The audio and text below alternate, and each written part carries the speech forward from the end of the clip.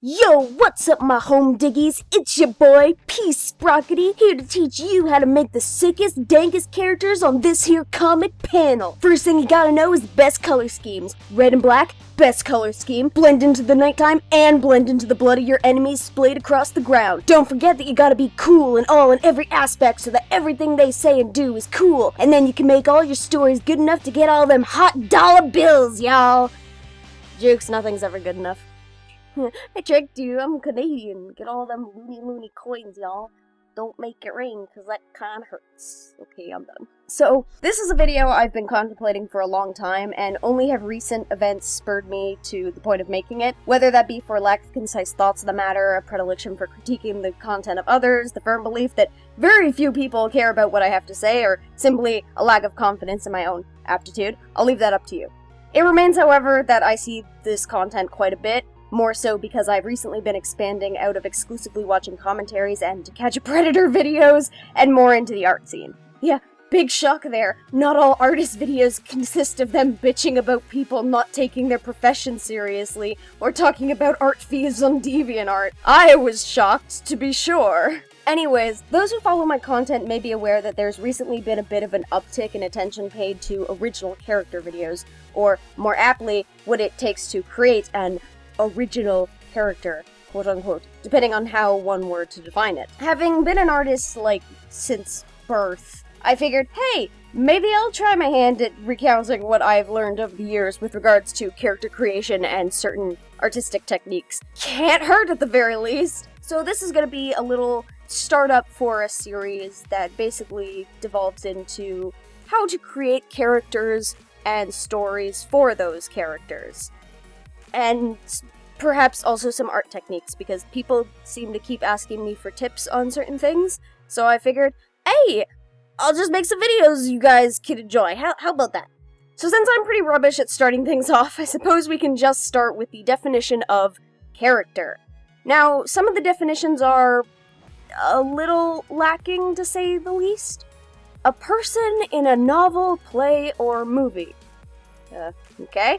A part played by an actor. Probably not something that relates to my own work. A person seen in terms of a particular aspect of character. Yeah, that one's just too far off to bother with, and you shouldn't use the word in the definition, goddammit dictionary. I do, however, kind of like character being defined as the mental and moral qualities distinctive to an individual. Based on what I use them for, that's honestly pretty on point. It addresses a character as a single entity that is shaped, at least cognitively, by the traits placed on them. This leaves a whole lot of wiggle room in terms of exactly what you can do with a character, and that I like. Wiggle room. Lately there's been this mentality that characters have to be done in a very specific way. You have to know what you're getting into, you have to balance out their traits or their skills, you have to build them a certain way, make them look a certain way, talk a certain way, act a certain way, walk a certain way. Some people will proclaim that if your character is one way, then no one will like them, or that stories involving them will be markedly reduced in quality from their presence. And while I can see the merit of these cautions in some scenarios, when it comes to creating something from the ground up, it's really fucking stupid. 9 years. That's how long it's been since I created a character simply for the sake of creating a character. Now, I know what you're thinking. That sounds pretty bad. You must be really inexperienced in character creation. Why should I listen to anything you have to say? Well, you don't have to, but that's a different discussion. No. What I mean is that I no longer create characters just so that I can have a character to draw. What I mean is that I create characters for stories so that I can write them. Exclusively, I do this. If a concept or design manages to find its way into my head and it's not something that I can work with as a story concept, then it gets scrapped. There is a ridiculously vast abundance of character designs that I have simply done away with because I couldn't use them for anything. And, at least for me, I think that's okay. In my eyes, characters should be used to create stories. As we continue with this video, we're going to add a secondary definition to the word character. Not a dictionary definition, but more a personal and practical one. Character is already defined as the mental and moral qualities distinctive to an individual, but I want you to also think of it as a tool with which an emotional journey, story, or sequence of events is told to an audience. This means we have 3 new things to take into consideration.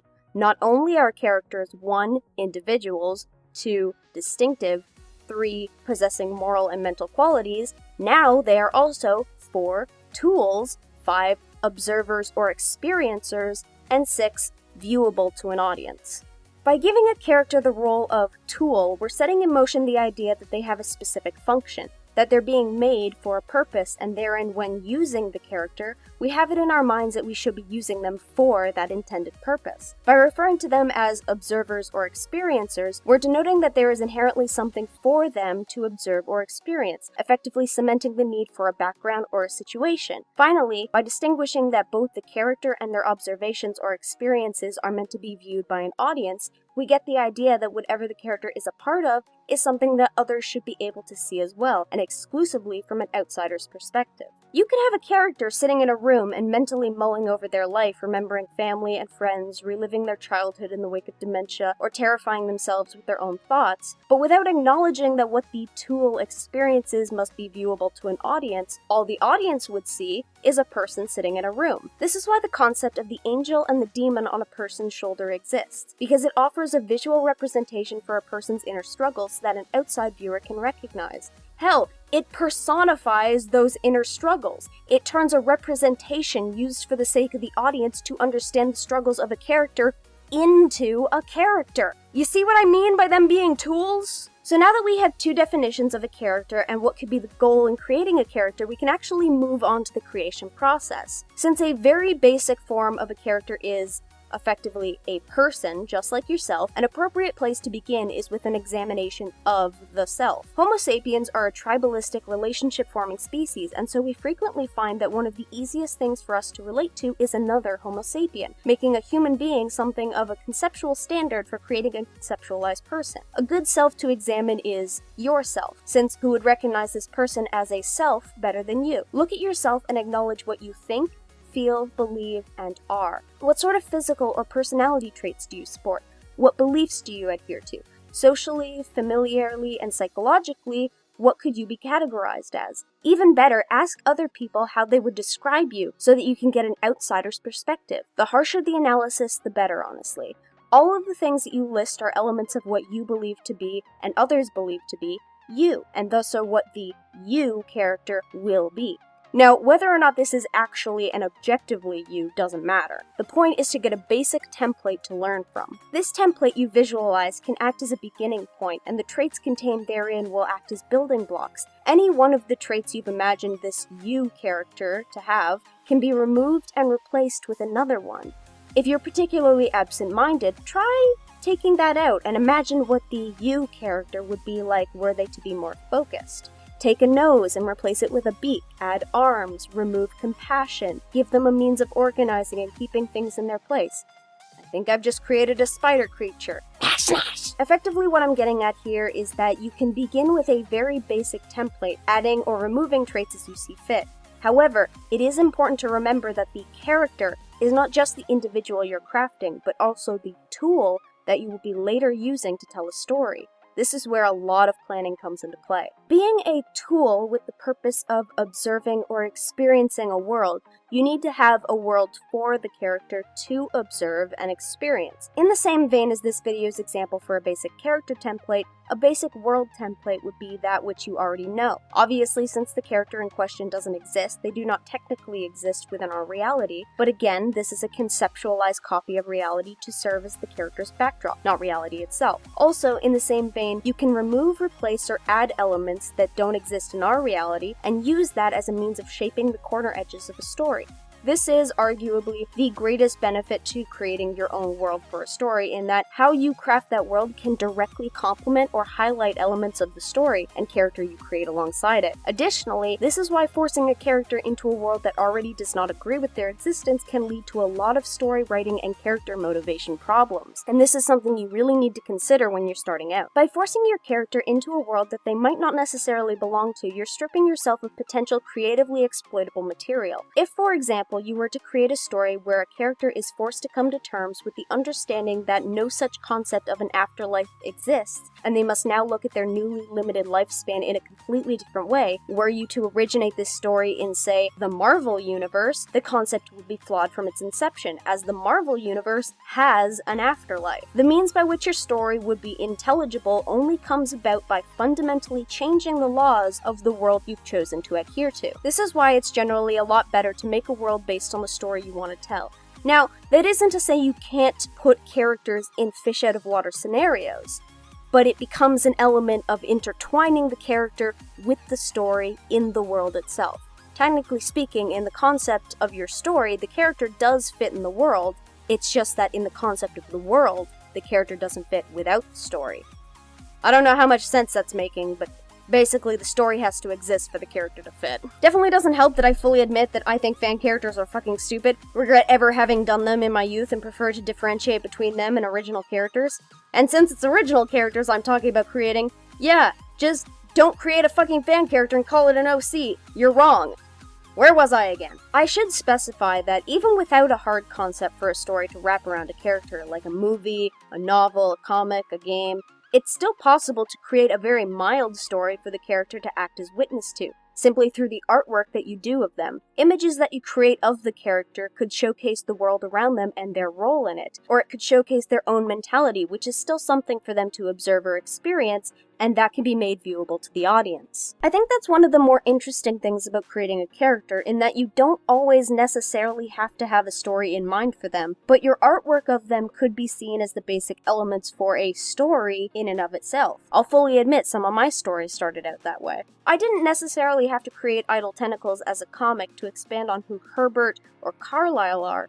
Instead, I could have merely continued to draw them. As my character work increases in quantity, so too does the understanding of the character, the situations they put themselves in, and perhaps their role in the world they inhabit. People often don't realize that they're doing this, but in creating and conceptualizing for a character, they are, in essence, crafting a story without even thinking about it. Now, having said all that, I think it's high time I start expanding on your creative limitations, because yes, despite my toting the notion you can write about anything and everything under the sun, you do have limitations in this regard. Since a character is a tool one uses to express an understanding or understandable scenario onto an audience, you are therein, in fact, limited by your audience itself, or more specifically, limited by their ability to comprehend. One of the best things I could cite as an example is a dream. If you've ever had a very vivid or strange dream, you will probably recognize that while dreaming, most of the strange happenings that go on in your head make perfect sense, at least to you as the viewer in a very limited capacity. When you wake up, however, you come to the conclusion that the dream makes no sense in any way, except in the situation where you are experiencing it yourself while in the dream. In this case, when you are dreaming, you are the character, and when you are awake, you become the audience. When you are awake and viewing the dream from the perspective of an audience, your brain starts applying logic, reason, and an understanding of the world to it. This means that an awake and viewing audience will apply these same things to your character. This audience will demand answers of the character that their understanding of the world compels them to ask. Why are they acting like this? Why are their eyes purple? Why is this thing poisonous to them? Why does nobody acknowledge this person's presence? Why can they summon a creature to fight for them? Why are they constantly seen floating in a vat of green liquid?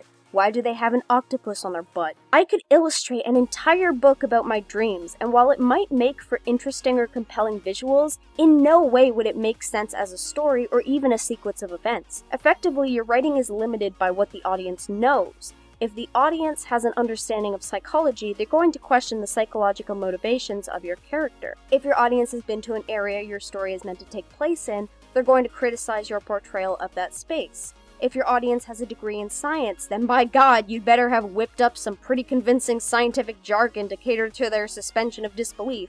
You must always assume that your audience will have an understanding of these and other elements, as you can never be sure of whom your audience will consist. You can't take 2 plus 2 and try to convince your audience that the answer is lemon fish. I mean, you can try, and that's really an entirely other video in the making. But that's really it. Yeah, that's really your only limitation. Everything else is free reign. There's no guarantee that what you create will be to everyone's liking. Actually, it's far more guaranteed that not everybody will like your work. But you have a very large space to work with in terms of elements to use. And in terms of rules and logic applying to the world, cartoons and slapstick comedy is entirely different, so go find someone else who deals in that, because I don't generally. That's going to be it for this first installment. In the next video, I'll be talking about where and when your character lives can help to shape them and how to use situations to change them as a person. I hope that this video could be considered helpful to those seeking to create. Before I saunter off, I'd like to give a big hug to those who have sweetly blessed me with artwork again. And this time we're going to look at artwork of some of my other characters. Firstly, we have Biocular by the super heroically inclined Weirdo Laud, because if you thought I didn't have about 20 superhero comics I wanted to write, you don't know me. Next up, we have an adorable little Legacy Chibi Pixel by the remarkably adorkable Kian200. Making me miss my cheesy art days. For some hot comic nostalgia, we have a lovely picture of Crayosan Utama, done by the equally lovely Kaiten Valen. I can still remember how shocked I was to see this on DeviantArt one day.